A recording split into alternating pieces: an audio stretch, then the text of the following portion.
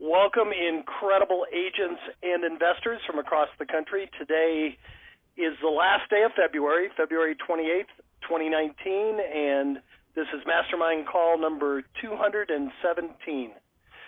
I am kind of on vacation this week, but I never miss these calls regardless. I don't really have anything that I need to share with the group. Tim, anything you'd like to share before we get started? No, I'm just going on vacation right now. Well, that's unusual. Chad, what would you like to share from a trading perspective? Oh, it's a sick day for me. It's a sick day. Okay, that sounds fair. He's sick. I'm on vacation. Tom's going skiing. So, Jim, goodbye. All right, I can handle it. No problem. Jim, I think there's an attitude problem with our partners. I think so. Yeah, we may just have to have a coup here. You know, we'll have to take over, Tom. All right, enough. Get back to business. Chad, what would you like to share with the group? I don't really have anything from a training standpoint this week. Let's just jump to the lines. Okay, do we know the next, or am I premature in asking about the next mastery date? Or yeah, do you know yet? We just did February, and I haven't scheduled March yet. Okay. So I'll give 2 or 3 weeks notice whenever I get it on the books. Fair enough. Coming soon. Tom, would you like to share anything with the group? Yes, just my normal. If anyone needs anything out there, we're here to help. Just send us an email to support@alltheleads.com or give us a phone call. If you're in your account area under support, there's a contact us. We do track all those and get the appropriate people to get back to you quickly. So, please don't hesitate to reach out to us. That's what we're here for. That's it. And be as specific as possible what you need help with, and the correct person will call you back the first time. We have 4 people in the queue. We got room for more. We always are looking for our winner of the week. So if you have any success story on a listing you took, a deal you put together, property you flipped, any successes, we love to hear you share them, and I'm sure you can inspire some of the newbies in the group. But for now, we have 4 people in the queue. Let's go ahead and get started. First up is phone number ending in 5842. You're up first. Yeah, hi, how you doing? This is Becky. How are you guys? Great. How about you? Wonderful. Thank you. I have an investment question, actually. I have a property under contract, and what happened was when I put it under contract, the buyer asked me to put it later closing. So I had it for March, and he says, no, can we do it April? So I was being, flexible because, I was happy to get a buyer, so to put it for April. So now what happened is that my VA made a mistake when he put the advertising, instead of saying 1 family, he by mistake put in 2 family. So they came back to me and they said, they gave me $2,000 non-refundable, and they said to me, your advertising was incorrect. And I looked at them going, oh my gosh, yeah, you're right. Do I owe them back if they decided to back out? Number one, do I have to wait until April when the closing is to worry about them? And number 2, is it because of the wrong advertising? Am I supposed to give them back the $2,000, or should I look for another buyer? And they're also having trouble finding lenders, because they say that lenders, meaning hard money lenders, and they're saying that, you were really hoping for 2 family, and we don't should be able to get the funding. But I don't know if I could get out of this whole thing, because I have other buyers who are interested. I'm trying to figure out if I could get out of this thing, before April 2020. I would send them a release of contract, and as soon as they sign it, give them their money back and go find a replacement buyer. I mean, it sounds to me like they bought it sight unseen, or they committed to it. Mm-hmm. No, they I guess saw it. But you think they saw the property and they were still surprised that it wasn't a duplex? Yeah, because I don't know if you remember that this was the fire damaged property. Uh-huh. So it was really hard to tell what it is unless they went to the court or something. And I think, and I specifically remember they went to court. So they're playing the advertising against me. So should I look for other buyers, or what do you suggest in terms of that? Yeah, I mean, it's not worth trying to hold them in a contract. They're trying to weasel out. They can't line up financing, and they bid off a deal they can't chew, sounds like. So I mean, in good faith, give them. I mean, if you know, it. Mhm. $2,000 isn't going to change your life, and Yeah, you for may, sure. you know, you might keep that buyer and they'll buy something in the future. So I would release them, get another buyer under contract immediately, or you know, assign it to another buyer, and just move on. Okay, but the only thing is they kind of like holding me. They telling me that they didn't decide not 200%. So am I able to release them without Well, the yeah. contract? I mean, if you send them an amendment that says, you know, Uh-huh. that you both parties agree to release, you know, that this nullifies the, you know, the purchase or the assignment signed on X date, then you give them their cash back. I mean, that sounds like what they're wanting. They just are trying to make up excuses to say we didn't know, we didn't realize we were in over our head when we made the offer, is what it sounds like. Okay. But Okay. it sounds like you also have backup buyers, so just focus on them and get a release signed as quick as you can. Okay, awesome. Thank you. And All right. just want Thank you. a quick win to tell you that I for the first time I met a lawyer, and he was fantastic. I was so nervous to meet him, and hopefully lead into good stuff. But I appreciate your help. Thank you so much. Great. Now, was Thank that you. an office visit? Did you drop by his office? Yeah. I actually called him. He picked up the phone, and I told him I'm a probate expert. He goes, he likes to meet me, see what I could offer him, because I came with the lead to him. I came with the name and number that I knew they were looking for a lawyer, so that was a good opening. And I went in and I gave him a brochure, and he said, "Oh, I'm very happy to meet you, and hopefully we'll do business together." So he didn't have anything at the moment to give me, but. Did you expect it to be that easy? No, I was so nervous. He was asking none of the questions, and I couldn't believe that I actually knew 90% of the answers. He's like, "What if they don't have a will? What if they don't?" So thank you, Chad, for all your education. Yeah, for sure. And I'm glad everybody you else. got out there and did it. So yeah. just the reason I ask is most people expect the attorneys to be cold and kind of slam the door in their face, and they get what you got. 99% of people that I help do this come back and say exactly what you did. So congrats for getting your first one. And thank you. Have you? So the next step is kind of systematizing that. Have you put a plan in place to like do that once a week or once a month, or what's your plan going forward?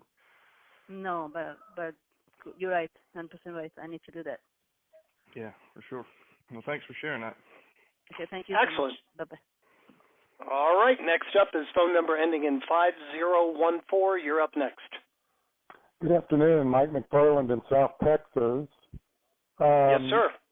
I've been I attended Mastermind several months ago.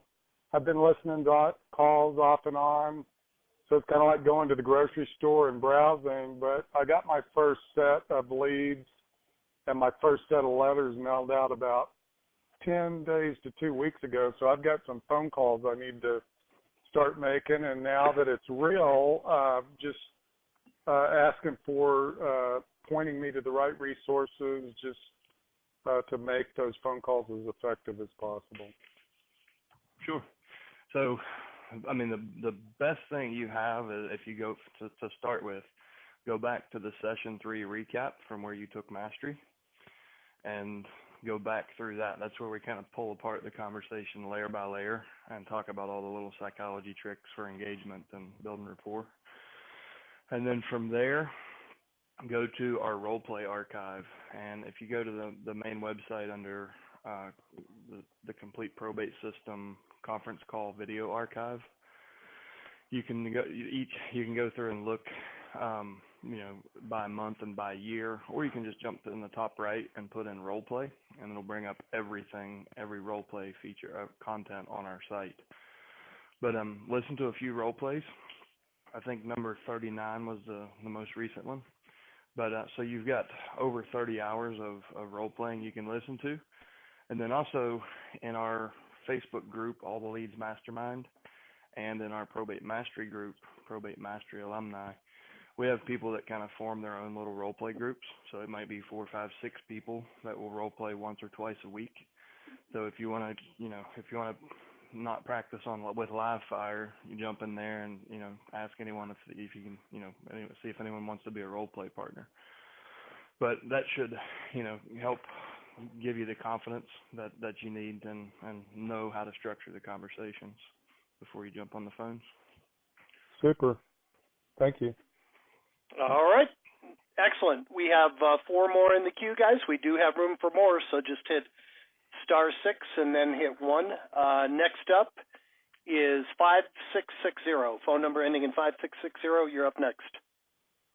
Hey, everybody. This is Ed Flynn in Atlanta. How you doing? Hey, Ed. Great. Hey. How about you? Doing good.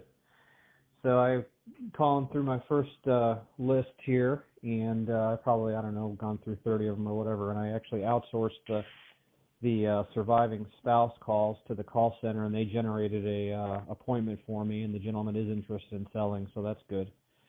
Great. Yep. My question is, what happens when this has happened 2 or 3 out of the 30 that I called. They told me that the property was either sold or listed, and I looked in the tax record and it wasn't accurate. So do you call people out when you think they're lying to you? I mean, or do you just let it go? And my inclination is just kind of let it go. I mean, what else are you going to do, right? Well, you can also, I mean, you can do that, and then you know the result. You're going to hang up and never get that deal. But also recognize why they're doing that. They don't see any value in what everyone else has been saying to them. But they have learned that they can run people off real quick by saying that. It's the same as saying, "Oh, we got it handled." Click, right? Mm-hmm. So you can say something like, "Oh, it seems like you don't trust me, so you're just trying to rush me off the phone." Is that the case?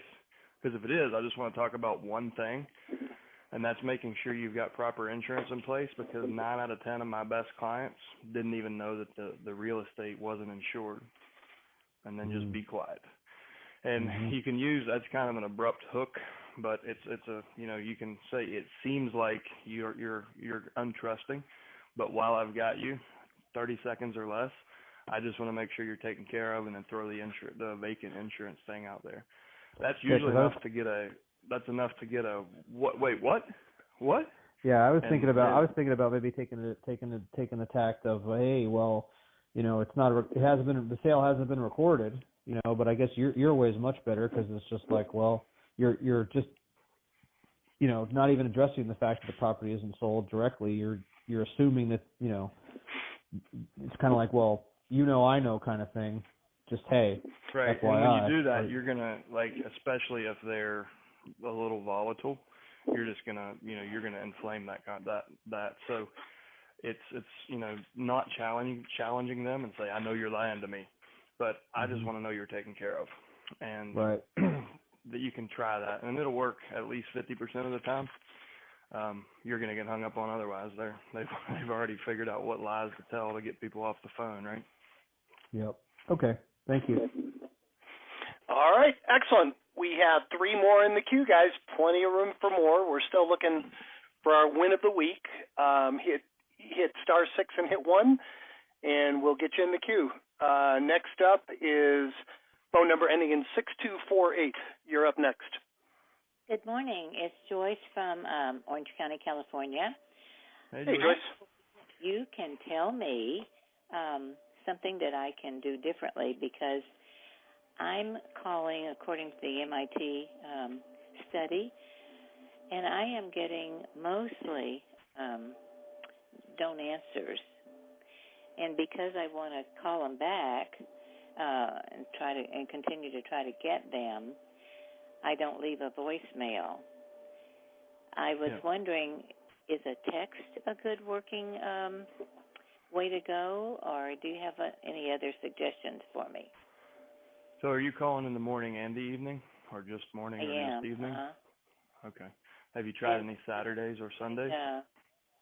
I've tried Saturday from 11 to 2. Yeah, that's a good spot. And then maybe try Sunday from from 2 to 4, sometime in the afternoon. That's the best you can do. You know, it's people are hard to get a hold of, so you can just vary call times, maybe pick up a 6 to 7 p.m. somewhere and try people a little bit later. As far as text marketing, it is really effective, and we've had some folks that have done really well with it, but they were operating in gray territory at best. So you just need to be, in order to legally text market to somebody, you have to have explicit written consent, and you don't have that. So just understand your liability if you're text marketing. Just make sure you understand TCPA and there's an international set of regulations and TCPA. So you have U.S. regulation, and then there's an international regulatory body. I can't think of the acronym right now. But just make sure you understand your liability if you're going to go down that path. Well, so that's a problem then. That's a potential problem, I should say. It is, and if you jump in, you're in our All the Leads Mastermind, our Facebook group. Huh? Right. If you go to the search bar and put in text message, text marketing, there's a conversation in there from probably a year and a half, 2 years ago, and you'll see some links that I dropped for, where you can kind of see in the same thread, you're going to see how people are being successful using it and some of the links to the stuff I just referred to, so you can do your own research. Okay, I will do that. Thank you very much. All right, thank you, Joyce. We have 4 more in the queue. Next up is phone number ending in 5418. You're up next. Hi, this is Rick in Northern California. Hey, Rick. And appreciate you having this for us. It's great. What I'd like to find out specifically about is an effective referral system for attorneys, financial planners, CPAs, from the contact, and then, of course, for the leads. And maybe some ideas on working with them. Of course, setting up commonality would be one way, but the service end of it would be more specific. And also, I'm licensed in 2 states, so Arizona has a situation where if you share a commission for a referral with attorneys, financial planners, or anyone else that isn't licensed, that's going to be a $10,000 fine first time, I think, and check your license, something like that. California, I'm not sure. I'll have to research that. Maybe someone on the line has been through that and knows. So that's effectively what I'm looking for. Okay. So building a referral network, best practice is try to show up in person. Just like we talked about with Vicky, I think it was Vicky. So regardless of whether it's a probate attorney, a family law attorney, a registered investment advisor, a nursing home employee, those are all great resources that deal with folks in the end of life phase and when family members are lost and they have to scramble to come up with a plan because there wasn't one. So you just want them to understand how your business complements theirs. And a good way to approach it is, hey, listen, we help a lot of families in probate, and with the attorneys especially, as part of that, we gather data from the courthouse every month, and we notice you guys are doing, you're handling quite a few cases, and I just wanted to introduce myself, let you know that there's a team here in the community that can handle everything non-legal in the probate process, and I know that that's usually on the personal representative's shoulders. But just wanted to introduce our service and kind of let you know that we're here as a safety net for you or the family if they need it. Is there anyone you can think of that could use help right now? And that's usually effective. They see enough value in that they engage with you. Some other ideas, like if you have past clients, you can reach out to your past clients, offer them free consultations with a CPA, with a registered investment advisor, with a family law attorney, and say, listen, I'm really raising the bar for myself this year, and as part of that, I want to offer my clients the opportunity to sit down with the professionals on our team and make sure that their assets are in order and titled in the most beneficial way. Would you like me to set that up for you? And that just creates like A+ referrals, so you can walk in the door and instead of asking for something, you're delivering value to start the conversation. and that will naturally, you're going to segue into, well, what do you do? And you have an opportunity to kind of talk about your service and let that happen organically. So that takes a little bit more time because you do have to get, you have to basically generate the leads for them. But even if you just walk in and show them how your team they can be part of your team essentially, and that can benefit their business and their clients. They're very, very receptive. And just like I encourage Vicki to do, once you establish what you're going to do. So if you say, all right, I'm going to do this every Tuesday and Wednesday from 3 to 5, get that on the calendar and repeat it each week and be disciplined about it. Most folks will go out and they'll get 1 or 2 or 3 attorney relationships and just be thrilled about it, but then they never get back out there because it's so busy. So I encourage you to actually get it into a system, and using a calendar is the best way to do that. Just set it up like a call block and just say this 3-hour block once a week or once a month is my, referral partner block, and I'm going to get in the car and drive out and meet these folks. Other common questions is, well, what do we take? A lot of folks have really good success with our trifold brochures. And you can even go as far as to, get a display box for those and ask if you can leave it at the attorney's office. And that just gives you a really good reason to come back every week or two or once a month to kind of check the flyer, check the brochures and refresh them and just touch base and stay front of mind with the attorney and their staff. And same way with nursing homes and financial planners and, family law attorneys. You can do it pretty much works the same across any of those positions. Was that clear? Do you have any questions? Yeah. Okay. I was wondering if you had and then any Chad, experience. The last part of it, he had asked about referrals, and I'm sure you're going to tell him every state is different. And I think go ahead. You don't really need to pay referrals. We've had people that open the door with attorneys by offering to give up half or a quarter of their commission. And frankly, it's just not necessary. The attorneys see enough value in what we do. They're not trying to further, make more money off of it. They just want to know they're working with a professional that doesn't have to be babysat and is going to act in their client's best interest. So it's not really necessary to pay commissions. If you do want to do that, in almost every state, as long as a broker applies, as long as an attorney applies for a broker's license and they're granted that, they skip the education part because they have a law degree, and they can receive commissions. And I think that's even true in California. Well, I know that's true in California. So if the attorney has applied and gotten the broker's license, then you can easily pay them commissions legally. Excellent. That was very informative. I appreciate your time, and thank you so much. Sure. And did you have another question? No, that's it. Okay. All right. Perfect. Thank you for participating. We have 3 more in the queue, guys. We do have room for more, so the queue is still open. Just hit *6 and hit 1. And then next up is phone number ending in 2121. You're up next. Hi, this is Andrea. I was just wondering if you were going to declare the winner of the week from last week. Andrea, you are our most persistent, positive person on the call. You always have a good story. You came in second last week because we did have, I think we did have Sam Bingham that had actually taken 2 listings, and I think you had. So I think you won the week before, didn't you? Or 2 weeks ago? It was 2 weeks ago. Mm-hmm. But here's another chance. Do you have a new win this week? Anything new good that's happened? Well, I had 2 listings last week too on there, but anyway, okay. So now I have a listing from every single one of my first 3 months. Nice. So I have 3. All right.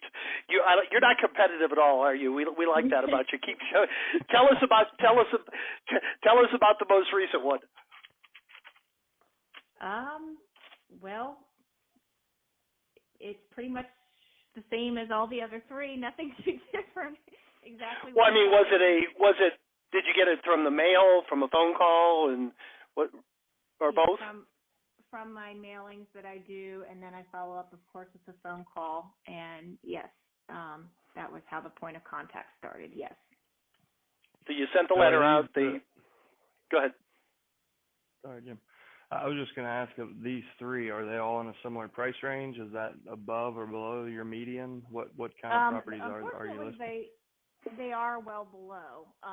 My median in my area is 200, but that's okay. They're all going very well, so that's all right. They are the first one, which I listed officially on the market last weekend and is already about to be signed off tonight. That one was $89,999. The second one that hits the market this Friday night, early Saturday morning, is going to go up for $139,999. I expect that to go exceedingly well as well and go into the highest and best. And the following week for the third one, that will hit the market at $99,999. So they're all fairly similar. Yep. But the good news is it's affordable inventory, and that's the one thing most listing agents aren't coming up with right now, right? Exactly. So I tell people, I mean, I could do 10 probate deals for one conventional deal for the same amount of work. Yeah. Like the clients were just really receptive. The buyers understood what they were buying, and they were almost drama free, which my conventional deals almost never were. So you can handle a lot more volume in these, even though the prices are lower, but they also sell really fast. Like the median days on market in my market was 97, and my probate, I've only had one listing go past 8 days, and it was a heavily smoked in condo, beautiful condo, fully renovated, but it just reeked of smoke.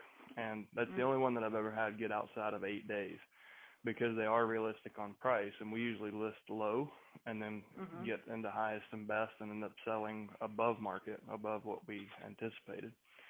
So that's kind of the beautiful thing about these is you can do a lot higher volumes because they don't require as much work, and they're just, the sellers they just want a solution, and the buyers know what they're getting. So for mine, they require a little extra work, but that's okay. I like it the way it is because I'm making more at them.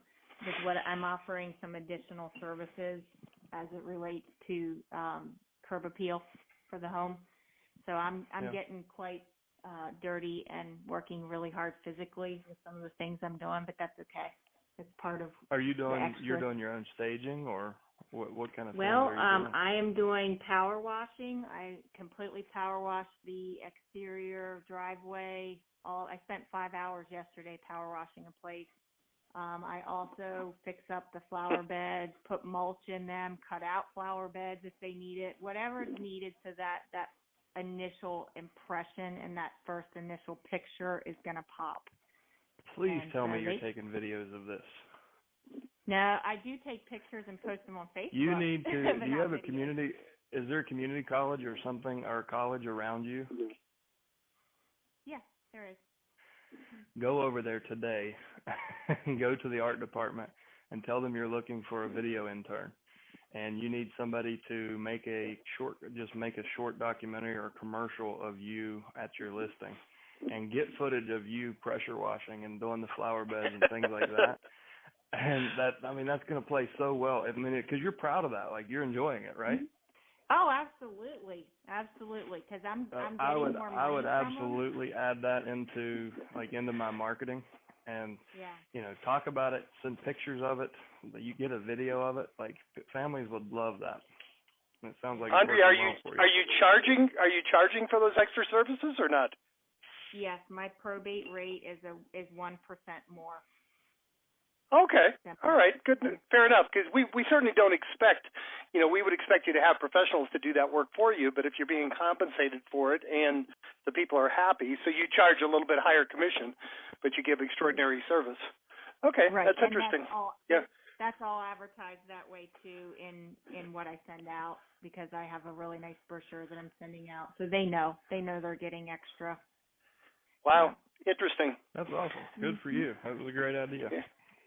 Thank you. Yeah, and by the way, I was kind of teasing you about being competitive. We often say on these calls, agents will come, the newbies come to the calls, they get successful, and they don't come back. So you can come back every week and share your story. I think you just barely got nosed out last week, but right now you're in first place again this week. So we really appreciate you sharing.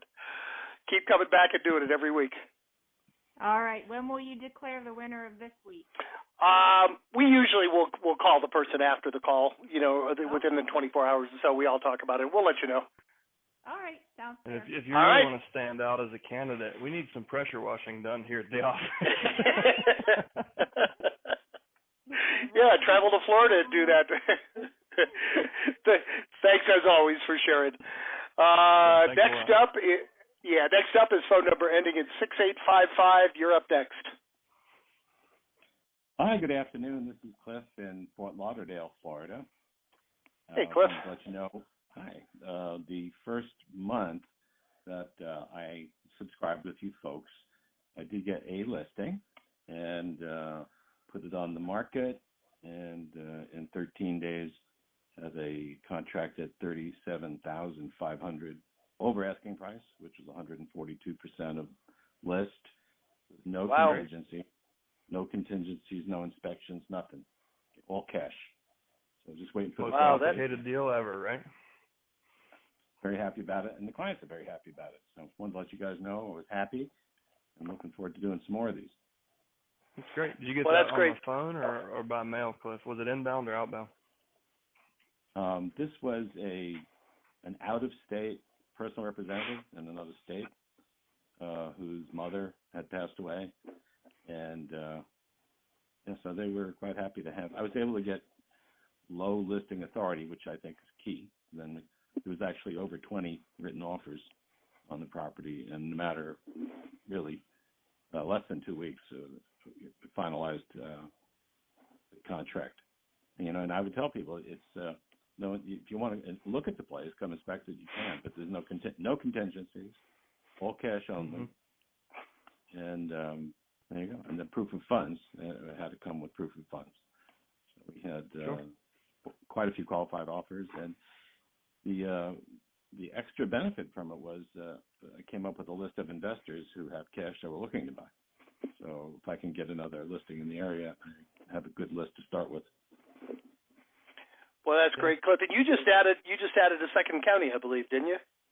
I just did, yeah. I decided to invest in the next county, which is even larger. And are you? I know we're doing the mail for you. Are we doing the calls for you also, or are you doing them yourself? So far, I'm having you guys do the calls. That's what I thought. Yeah, so that's great. Glad to hear it. So you're pretty much just on autopilot. You just wait for the appointments to be set, and you go get the paperwork signed. That's great. And I suspect you're in the same market that I am. I suspect a lot of these you don't even need to meet with the people. Are you finding that they're mostly absentee owners so far, or was this one? This is I just started. Yeah. What I did was took the initial list and put in a lot of time to literally go through every single one of them to eliminate those that were not worth going forward with. Didn't want to waste money mailing or calling. So I was able to pare the list down quite a lot. And in fact, did that with I got my second list in one county and waiting for my first list in the adjoining county. But I'll do the same thing. So that way, the contacts can be made with just the worthwhile property owners, just the worthwhile ones. Because there were a lot of them that were rinky-dink little apartments in the middle of nowhere, for example, that really wouldn't have been worth the energy. Although, there are a lot of smaller homes, which is just great. Little apartments in the middle of nowhere, just a lot of those, and I didn't think those would be worthwhile putting much energy into. Yeah, so that's the plan, and so far so good. So people don't die geographically. You get a little bit of everything. Yeah, well, that's for sure. That's good. Well, congratulations. That's a great story. I think you just gave Andrea a run for her money with the win of the week. So appreciate it. We appreciate you contributing, and please keep coming back and sharing. Anything we can help you with this week? One question I had is, and this goes to you and potentially to others who were having success with it. I noticed in the first round of calling that was done by the ISA team that calls generally the first thing in the morning calls, and the second round of calls that had just started, I asked to do later in the day calls. And my thought was that I think a lot of these folks are not young and maybe older, and maybe get, and I could be wrong, but I thought mixing it up to later in the day, I might have a little more luck. I wonder what others have experienced regarding the time of day for making follow-up calls. Yeah, I mean, we call all day, every day. So it's you're definitely right, and you should always be trying things like that because you never know, market for market what's going to work. So never be afraid to switch up your campaign sequence. I think you've done the right thing. There you go. Well, thank you. Thank you, sir. Please keep coming. This has been. What's that? This has been so difficult. Very encouraging. Very encouraging.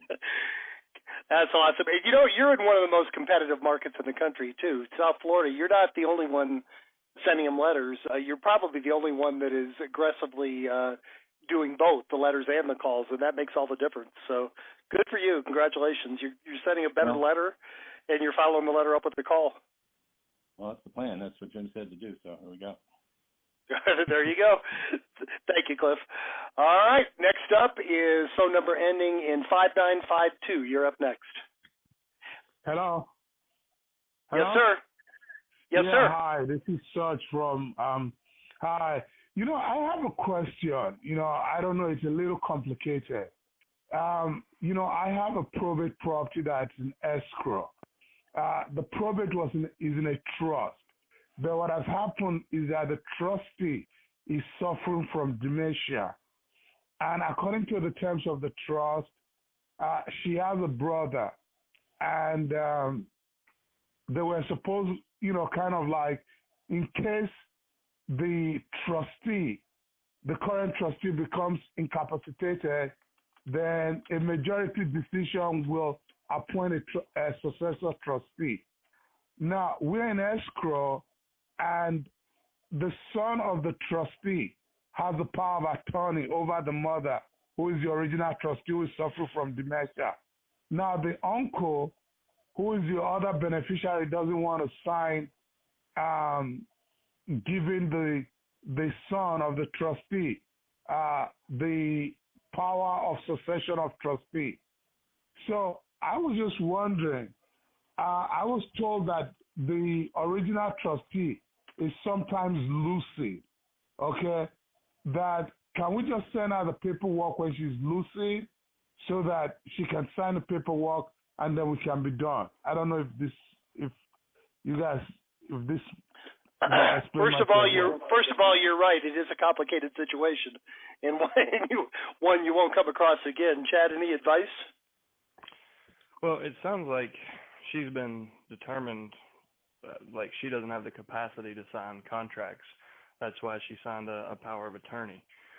Yeah. But even if he won't sign to allow her son to become the trustee, he still can act on her behalf as the signatory with the power of attorney for her. So even if he's not the trustee, he should still be able to sign this paperwork. Have you been told that he can't, or as an attorney? I think we're talking to attorneys, and we're in escrow and we're trying to close, but the title company said they will not close without the memorandum showing that the son is the successor trustee. So okay, that's why the son was. So you're sure they will not let the son sign as the power of attorney for the original trustee? Yes. That's what the title company told us. So that's why we were wondering if the mother is lucid, because sometimes she's lucid, that is it okay if we take the paperwork to her and she signs it? Do you know if that will be valid?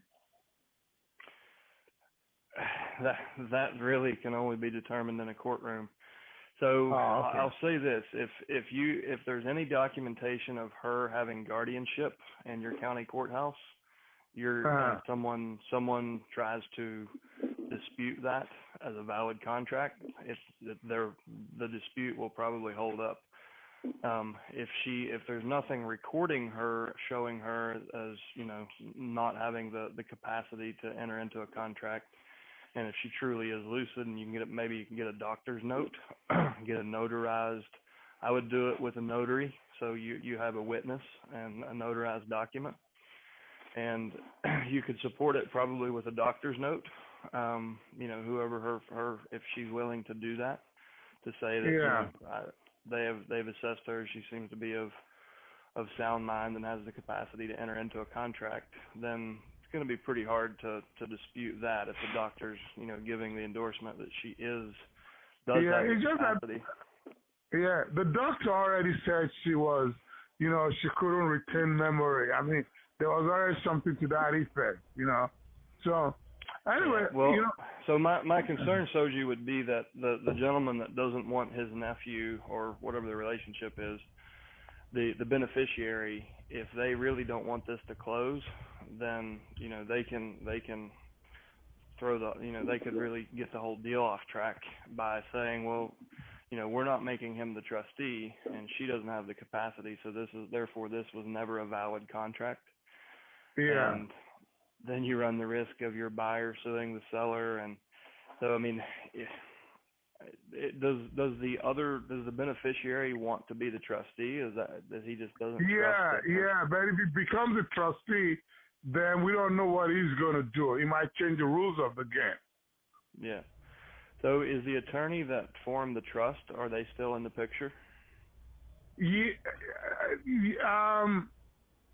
No, but the attorney that was representing my client, I don't know, I just don't think he's tough enough. So I'm referring him to another attorney. I would refer them back to whoever established the trust. And ideally, neither of those people should be the trustee. If there's infighting, then neither of them should be the trustee. I think, in my opinion, they should have a substitute trustee and attorney actually being the trustee, and they'll still be the beneficiaries. But if you can find out who originally structured the trust, that person's going to be most familiar with it, and that would be the one that I would want to to have it in their hands, because they understand the way they structured it. So have you seen the trust documents? Do you know who? I've seen it. Yeah, I've seen it. Yeah, so I would reach out to that attorney and see if they can re-engage with the family, and hopefully become the trustee, and the other two can just be beneficiaries, and then it doesn't blow into anything bigger. Okay. That's what I would try first. All right. Well, I appreciate it. Thank you, as always, for participating, Soji. We have 4 more in the queue. We're going to cut it off now. The last one up this week will be phone number ending in 9596. In the meantime, phone number ending in 7428. You're up next. Oh, hey, guys. This is Dave calling. I had a question today about referrals between across state lines for real estate listings. So I'm an investor and in the process of getting my license here in Colorado, and looking at referring out listings to people in Missouri and Florida, and was wondering what you guys know about splitting that commission with a licensed agent in another state. Did you connect with Paul, Dave? I did, yes. Okay, good. So Paul should have a referral form. You can ask him to send you one. That way you can get a look at it. Pretty much every brokerage has a standard referral form that needs to be signed. And you can, depending, have you picked a sponsoring broker yet in Colorado? Yeah. Okay. So just you want to get the referral form from your broker, and then also get one from Paul and from whoever you're working with in Missouri. And you can sign those as like a blanket agreement, so you don't have to do one for every single deal. Right. If you have good relationships with your agents, just sit down with your broker and say, hey, how do you want to see this structured to be a blanket referral agreement on all business sent back and forth?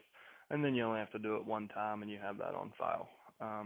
But that's what I would do. Talk to your broker and talk to your referral partners and just sign referral agreements both ways, and you should be good to go from now on. Great. But as long as the commissions come through the brokerage, there's really nothing you have to worry about. And you can take any amount. If you want to charge, if you take 75% as a referral fee, that's perfectly fine. Standard is 25. If you're doing a whole lot of work and just basically handing them, a listing on a silver platter, 50-50 is sometimes the agreement, depending on how much effort you put in. Sure. And then is there any, marketing fee in the meantime that could be another type of agreement like that without, crossing? Yeah, and I suggest just keep that as a gentleman's agreement. And if someone wants to subsidize your mail or your lead cost, they can just pay us directly for part of your marketing cost. That's the cleanest way to do it. I mean, you guys are partners, but if the money's not actually coming through your books, that's always best. So if they can pay us direct, that's what not a lot, but we have some agents that their lenders pay for their leads. We have some title companies that buy leads and give them to their top agents. And then some, teams will split. Some people in the same office will split it. In a county where we have 300 leads, 3 agents might get together where none of the 3 could afford it on their own, but they'll partner up, and then each of them just pay us their portion. And that's, we don't want 200 of those agreements because we have to split payments. But if it's, 2 people, we can, if they want to pay us directly, if that's the agreement, then just let us know, call support, and we can help you out with that. All right, perfect. Next up is phone number ending in 4459. You're up next. What's going on, guys? Hey. What's up with you? Not a lot. This is Rob. I'm over in Alabama, and the caller earlier that's in Atlanta, I'm going to be in Atlanta all weekend. So if he's on the Mastermind alumni Facebook page, Rob Bean, if he'll connect with me, maybe we can meet up while I'm over there. That's one thing I wanted to talk about. Second thing is I went and met and closed a deal. It happened to be a probate, but it was before I signed up with you guys. But while I was in there talking to my attorney, I asked him if he had any other probate cases that he was working on, and he actually has 2 brothers who are fighting right now over. One of them wants to keep it, and one of them wants to sell. So I told him, being an investor, I have private money, and I could probably arrange short-term financing for one to buy out the other if that would help them out. So hoping to see something come out of that. Good thinking. Yeah, great solution. I love it. Yeah. That's thinking outside the box. I was thinking the same thing. That's great. And you locked that deal in for yourself, Rob. Congratulations. Thank you. All right. Well, we appreciate you sharing it with it. Keep coming back and let us know how the second deal works out. All right. Next up is phone number ending in 1560. You're up next. Hello. What's up, guys? Hey there. Hey. So I just figured out about you guys, maybe like a week or 2 ago. Okay. And I called your sales support, and I was wondering, if you guys ever have any, special offers, any, special deals that you guys, offer at some point in the year. I have your phone number here. As a matter of fact, while we're on the call, I'll have either Darcy or Natalie call you back and see what they can do to help you out, and they'll go over the specifics in your county. What's your first name? It's Luke. Okay, Luke, and you're the phone number ending in 1560, correct? Yes, sir. Actually, I'll wait till the call's over so you don't miss anything. But as soon as the call's over, I'll probably have Darcy call you back as soon as the call's over. Awesome. Thank you so much. All right, thank you. Next up is phone number ending in 9596. You're up next. Hi, guys. This is Manny Martinez. Excuse me. This is Manny Martinez. I just wanted to compliment Andrea for sharing her story. I hope that you guys do give her the win for the week. I was just curious, what market is she in? Andrea, is she Orange County, Florida? She's in Central Florida, I believe. Is that correct, Chad? Do you know? I think so. Yeah, Central Florida. Got it. Okay. That was highly competitive. Disney World theme parks, a highly competitive market, and yeah, she calls in almost every week with a new listing. So, and I almost want to give her the win every week, but we just try to spread it around a little bit. But thank you for sharing that, or for congratulating her. All right. Well, we have. Just a quick, go ahead. Just a quick follow-up question, because it sounded like there were other investors on this call. Sure. And this is really more for you guys, you and Chad. How do you, if there are other investors on the call like myself and some of the folks that have identified themselves, what's the best way for us to collaborate on deals or refer deals, et cetera? Would that be through the Mastermind group on Facebook, or what do you guys recommend? Yeah, if you go to All the Leads Mastermind, that group, Mm-hmm. You can introduce yourself and say, hey, I'm in South Florida. Who else is in the state, so we can send referrals. And then also in Probate Mastery alumni, there's a lot fewer of us, but that's also a place where you can share deals only with, that would be just to other certified probate experts. Got it. Thanks, Chad. All right, that help? Okay, he's gone already. Last person up this week. It'd be perfect timing. We got plenty of time. Last up is phone number ending in 7653. You're up last. Hey, my name is Darcy, and I'm in Florida. Can you hear me? Where you been, yes. Darcy? We haven't heard from you in months. Oh, I've been on the calls. I've been, hiding a little bit. But anyway, I had an appointment with an attorney on Monday, and I went in unprepared because I didn't know what to bring. But he did say he was going to send me some referrals, but he said he usually gives them out like 3 realtors, and they choose the realtor that they want to work with. And then I had asked him, I says, well, I'm in the middle of, creating a website for probate, and can I put you on there as sort of like a partner, or I could send you a lot of referrals as well? He said no, because that would go against the bar or whatever. I said, oh, okay. And I handed him my cards, and I asked him a few questions, like how long has he been in an attorney, and blah blah blah.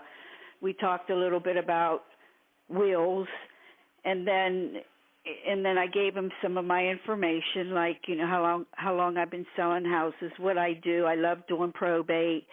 I love working with the representatives. I like helping them out, the ones out of town, and so on and so forth. And it appeared to be like it went well. Now the other story is if he will really send me referrals or not, because I don't know. He seemed nice. Darcy, have you ever designed and used one of our trifold brochures? Who, me design it? Yeah, no, I don't want to. Have you ever used any of it? No, No. I'm saying, have you ever purchased? So we have trifold brochures that work really well for this, and okay. Kudos to you, by the way. Good job stepping up and going and doing that. And what I would say is you need to convince him to knock the other 2 off the list, right? So yeah, a good way to re-enter that conversation is show up with go buy a flyer box, like the little plexiglass boxes. Right. Design a flyer that's kind of made for the attorneys to distribute, and right. Just drop by the office and say, hey, I was in here last week. We had a great meeting. I just wanted to offer to set these out so your clients can just get a quick understanding of what it is we do, and you guys can just hand these out. It also gives you a reason to go back and continue to build that relationship. So if you're going back every couple of weeks or even once a month just to check on brochures and say hi and drop off a box of donuts or whatever it is, over Right. time you'll build that relationship, and hopefully you can get your name on the top of the list, or maybe knock the other two off the list. Yeah, but yeah, that's good. Yeah, I'll look into the brochures, and then I have another one coming in from Texas, and he's coming on March 8th, and it's his mom's house, and he's all stressed out because he has vertigo and all this health stuff going on. And I talked to him on the phone for probably an hour.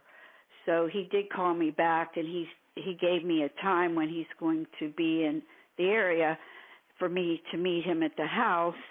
And he wants to maybe have a room done with floors, put down some new floors. So then I says, well, I'd have to at least see the house to see if it would be worth even doing that. And he said, yeah, absolutely. So we talked, and then I ended up calling a floor guy. So I emailed him the floor guy's information in case he could meet with the floor guy to get prices on floors to see if that could work into his budget when he does get here. So I'm meeting with him on March 8th and to check out the house and give him a price and so on and so forth. So that was a regular, representative.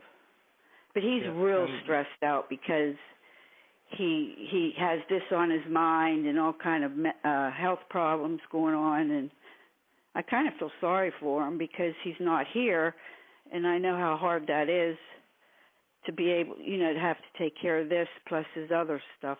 So that's a hopeful one too. So maybe that'll do some. Maybe he will list the house with me. But when he gets here, who knows? He may, end up hooking up with somebody else. I don't know. You never know. Quit that. I know, but you don't understand these people. They just, they change their mind, and they say this. Then I have another one coming in. He has a canal home, and I spoke with him a lot of times. Then he said something about somebody came in, a friend that wants that's saying that they want part of the house because they had a will. It was a best friend of his sister's who died.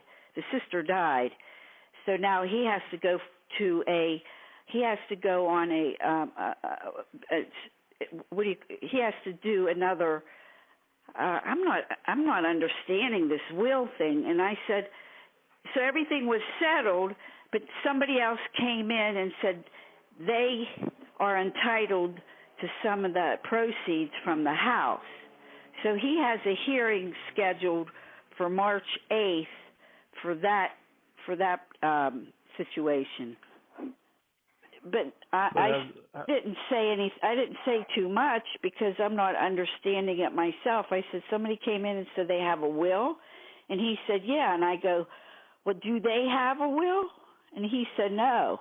I go, well, then how could they expect to get any money if there's no will involved? I guess the friend's saying they have a will, and Steve, the brother's saying they don't have a will. So they have to go in front of the judge on March. The courtroom's really the only place to find that out. So if they do produce a will, right, it has to be validated. And if it's validated, then whoever is named as the executor or executrix in that will become the representative. Well, he is the representative. Well, but he's the representative. In other words, he's the representative. He's the brother. But I guess the friend of I understand. So I'm explaining to you. So it's my understanding there was no will in the beginning. So this family member stepped up and was appointed as the administrator. Correct. Now you have a third party that claims to have a valid will. Right. And they're likely the named executor or executrix in that will. If that will is validated by the court, then it takes precedent, and that executor, the rest of the state proceedings will proceed according to the will, not according to state law, because it will then become a testate succession. Oh. It doesn't change a whole lot. It could change who's in charge. If that will is valid and accepted by the court, then if the current administrator is not the one named as the executor in the will, that's, it could change who who the decision maker is, who has the authority. Oh. Huh. So you definitely want to wait until after that hearing to sign, to make sure that. Right. So in other words, they could have done this without him knowing it, correct? Without the brother knowing that there was another will involved. Correct. And if it was done correctly, then there'll be records of that, and the will will be easy to validate. Huh. And if there are no records, it's usually not valid. It's not valid because people can you can Photoshop well, I'm a will. waiting on that too. So we'll see what happens. But other than all right, that, Darcy, well, welcome back. Thank you. It's good. I know you've been with us almost a year. You just haven't been on the calls lately, so please keep coming back and sharing your successes. I don't want to. I was so distracted with other stuff that I couldn't get to it. It was just hard at that time. 3 or 4 months. Sure. So. Well, I understand. Welcome back. I want to go back to your very first scenario and compliment you, Darcy. So you found a reason to get in front of them as soon as possible, and you'll get that listing, no doubt. So good job on stepping up and finding the reason that they need to get face to face with you, because once they do, they'll understand that you're not the typical realtor. You're going to do a lot more for them, and you back that up by going ahead and proactively addressing the floor problem or the floor replacement. So good job on that. You're doing the right things. Excellent. Great way to end the call. We're going to have a tough decision. We had a number of great stories today. I want to end this call like I always do. I want to thank all of you for taking an hour out of your week to be with us. I want to particularly thank those who actively participated in the call. And I want to challenge all of you. We had some great stories, great ideas, some excellent successes. Take one idea, one thought, one thing that inspired you on this call, go out and put it into practice, and come back next Thursday and share your results with the group. Thank you so much, guys. We will talk to you same time next Thursday. Make it a great week. Take